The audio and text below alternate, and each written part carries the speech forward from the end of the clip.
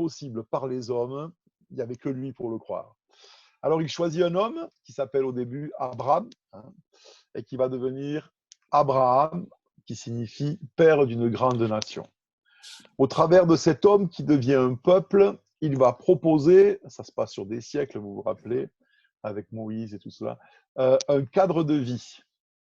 Ce cadre de vie est là pour essayer donc de nous ramener, on est sorti du plan de Dieu, on est sorti de la relation, vous vous rappelez, et puis il va nous proposer un cadre qui soit un chemin pour notre vie. Alors on se trouve en tout cas dans cette période qu'on appelle celle de l'Ancien Testament, avant la venue de Jésus sur terre. On se retrouve à une croisée des chemins où on doit se poser la question, quel chemin pour notre vie? On a résumé sous le terme les 10 commandements, hein, ce qui résume la loi, la perfection de Dieu. Et puis un autre chemin qui a été résumé par ce qui me fait plaisir, qui nous était présenté, symbolisé par le livre de l'Ecclésiaste, avec cet homme très riche et sage, entre guillemets, qui décide de tout essayer.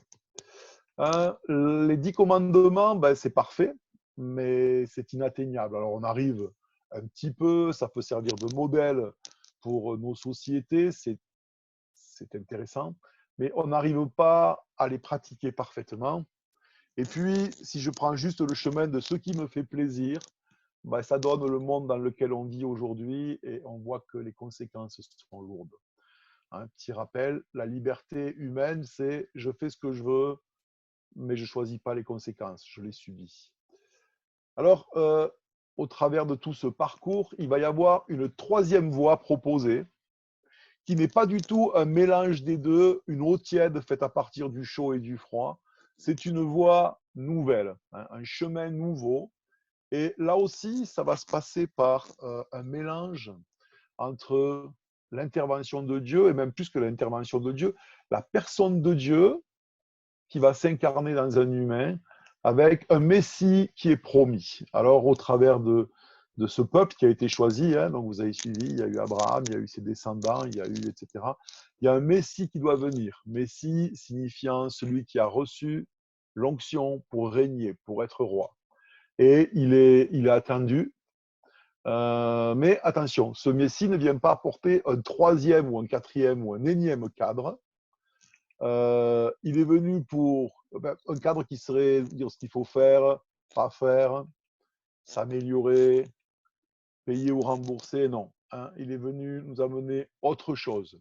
Ce qui jusque-là était gravé sur la pierre, la loi de Moïse. Maintenant, Christ va nous amener, ce Messie va nous amener, puisque Christ et Messie, c'est le même mot, hein, en deux langues différentes. Il va nous proposer maintenant de le graver dans les cœurs. On passe de quelque chose d'extérieur à quelque chose d'intérieur à l'être humain, de quelque chose qui est basé sur des lois à une relation intérieure. Alors, comment ça va se passer, ou plutôt par qui? Ouais, ça, c'était la séance 6 sur la naissance de Jésus, avec une naissance très singulière pour un sauveur singulier.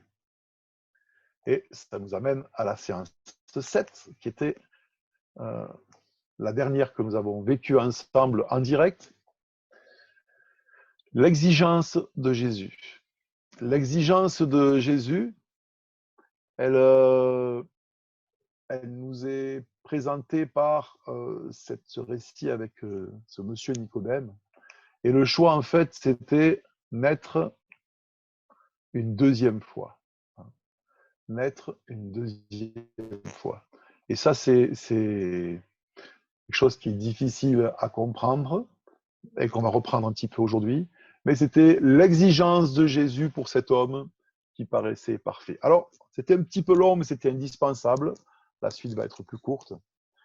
Nous arrivons aujourd'hui à notre thème du jour, la 8e séance, la générosité de Jésus.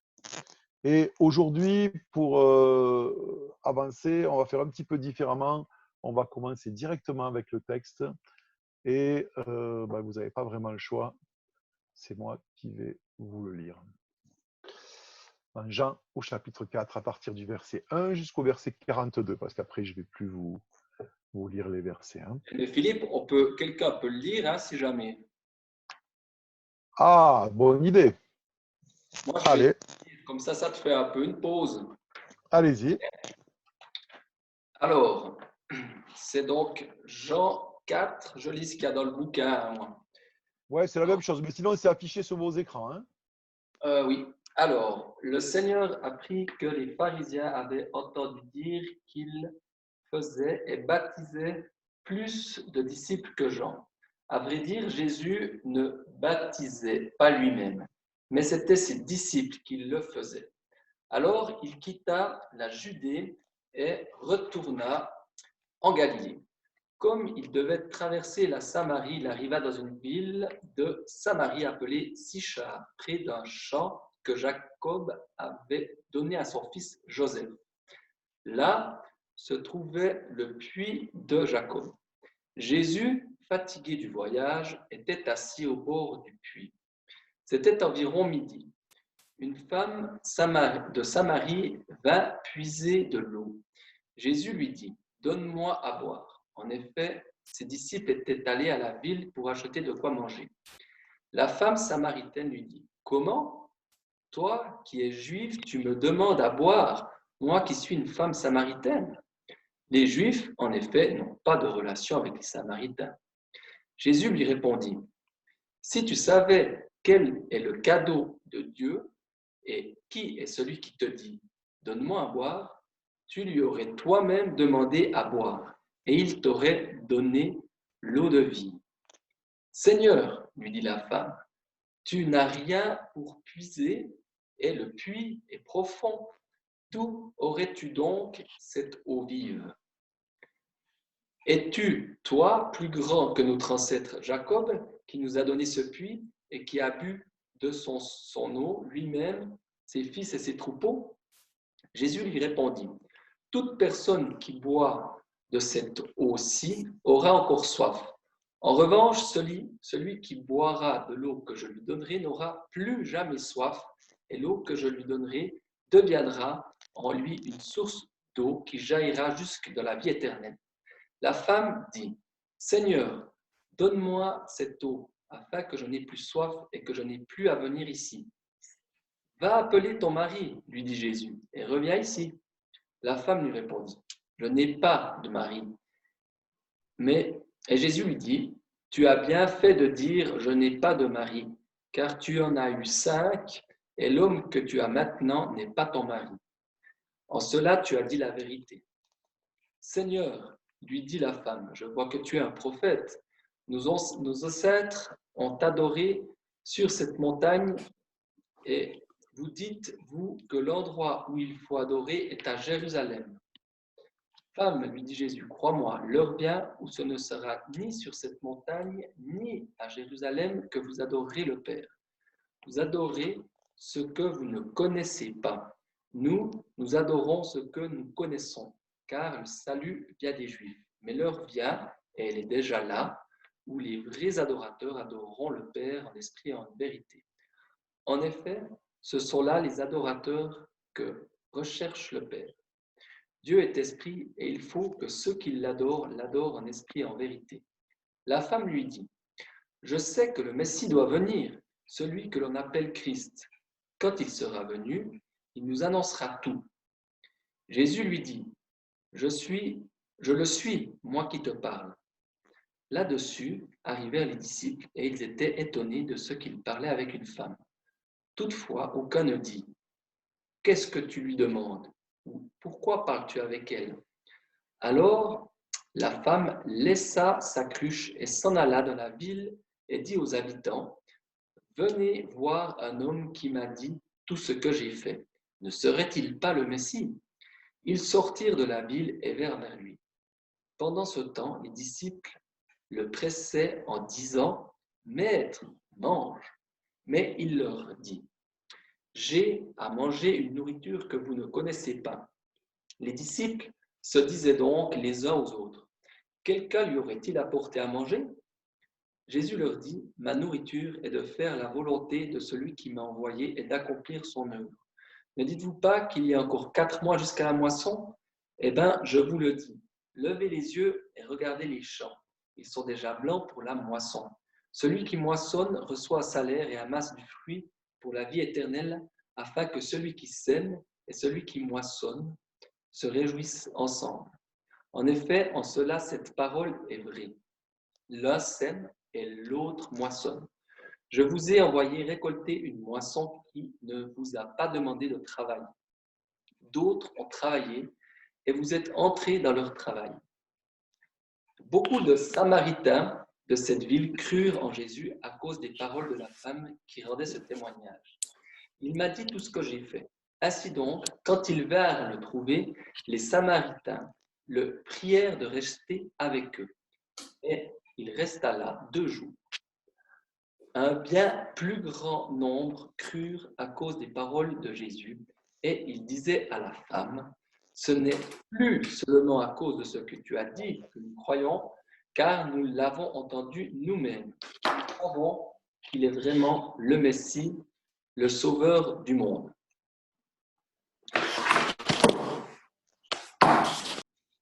Ouf. Toi, Philippe. Voilà. Ouais. Désolé, à un moment, ça a coincé, je ne pouvais plus passer les pages.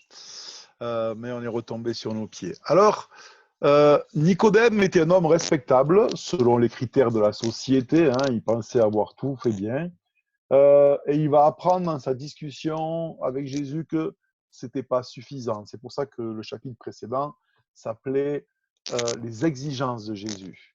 Même pour quelqu'un qui pensait avoir à peu près accompli la loi, il lui fallait quand même naître une deuxième fois. Et voilà. Maintenant, on va se retrouver avec une dame qui est, du point de vue du jugement social des gens, pas du point de vue de Dieu, complètement l'opposé de Nicodème.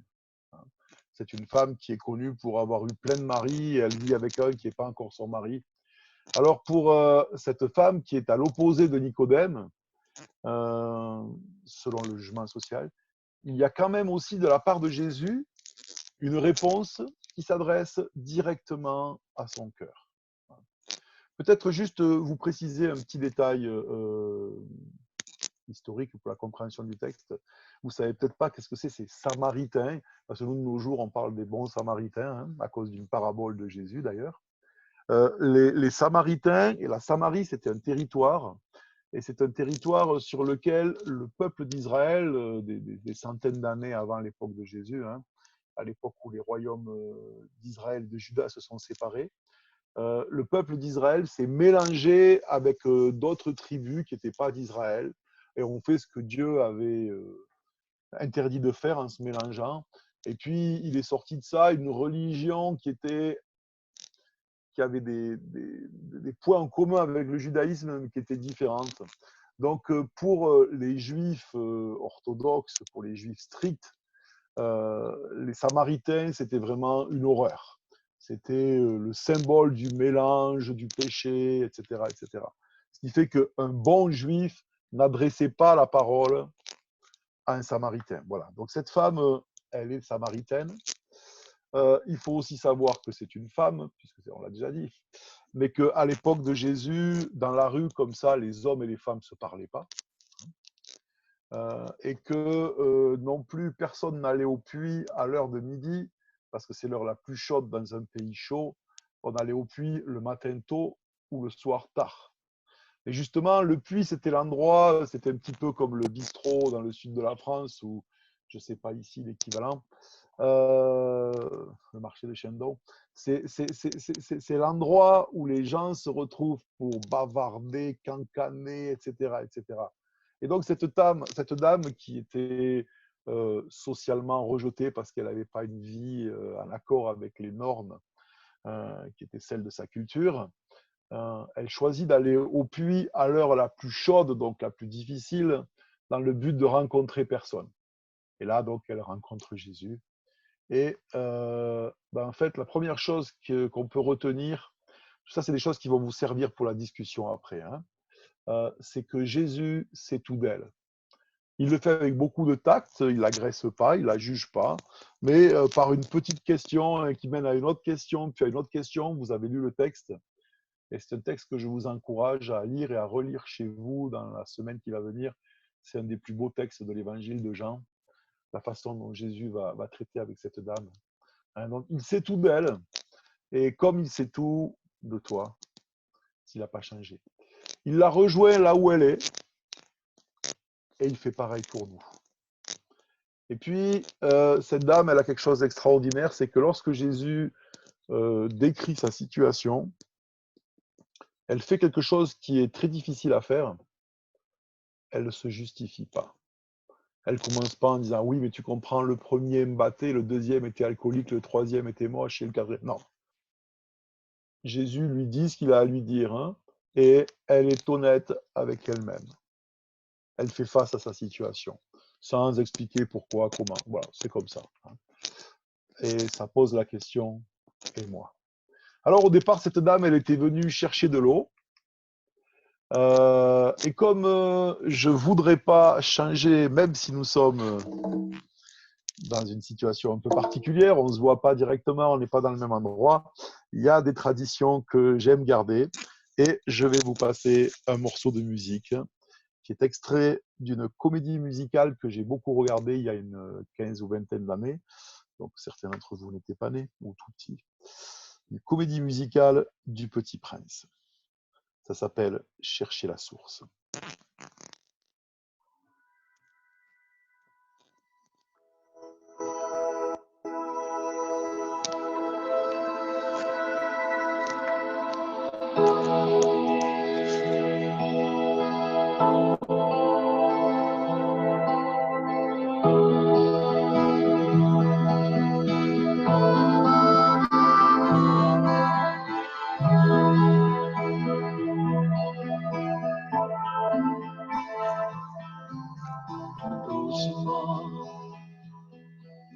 L'emporter avec moi comme un trésor, qu'il s'endort.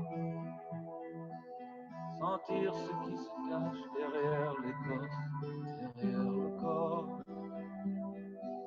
Prendre la route, marcher encore, chercher la source, trouver le puits, de l'eau de pluie, suivre une étoile. Retrouver sa voix des milliers de fois dans cette épreuve. Tenir la main qui connaît le chemin sur cette terre. Perdu et perdu, on espère chercher la source, trouver le puits, de l'eau de pluie.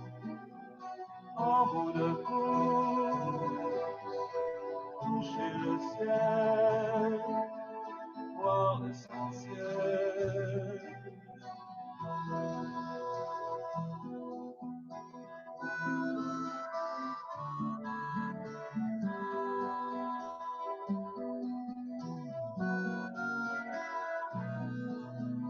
Chercher la source, trouver le puits, de l'eau de pluie.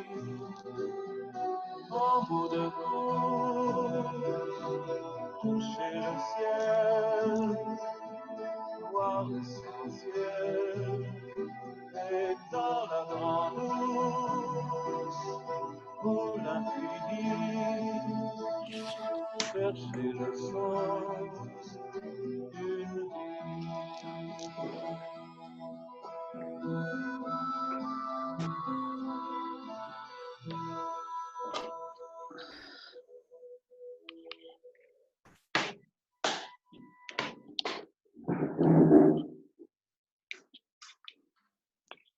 Voilà. La mélodie est un peu mélancolique, je vous l'avoue. Mais le texte est très beau, je trouve. Chercher la source, chercher ce qui va nous rassasier. Et en fait, ce que Jésus va proposer à cette dame, c'est la même chose qu'il a proposé à Nicodème, mais c'est dit avec d'autres mots. Il est toujours question d'une renaissance intérieure, sauf que cette fois, il est parti avec un autre exemple parce qu'il se trouvait dans une situation où ils étaient assis au bord d'un puits et lui avait besoin d'eau pour son corps et elle avait besoin d'eau pour son âme. Et c'est quelque chose de magnifique. Elle va pour chercher une source. En fait, elle allait chercher de l'eau et elle va trouver une source qui étanche l'âme. Lorsque Jésus lui dit, mais si tu savais à qui tu parles, il te donnerait à boire et tu n'aurais plus jamais soif. Et bien sûr, elle dit, mais donne-moi de cette eau, j'aurais plus besoin de venir au puits. Et il parlait d'une eau intérieure, une eau qui désaltère et qui donne la vie éternelle. Et juste pour nourrir aussi aux discussions, la vie éternelle, c'est pas juste une vie sans fin, parce que l'enfer aussi, c'est une vie éternelle, mais c'est une vie où on est reconnecté avec Dieu par la nouvelle naissance. Et c'est ce que Christ est venu proposer, et c'est quelque chose qui est plein d'espérance, parce que c'est une source qui jaillit en nous pour maintenant et pour l'éternité, mais qui déjà aujourd'hui nous donne cette qualité de vie. C'est ce qu'il a proposé à Nicodème, c'est ce qu'il propose à cette dame, et on va continuer de voir dans les fois suivantes. L'espérance que Christ nous propose est magnifique, elle est universelle, elle est grande, elle est sans fin, elle est infinie, et elle est intimement personnelle. À chacun, il va le dire avec ses mots à lui, pour rejoindre nos cœurs. Alors voilà, c'était tout ce que j'avais à vous partager pour aujourd'hui et j'espère que vous avez pu suivre et que ça pourra nourrir nos petits groupes par la suite. Merci beaucoup pour votre attention.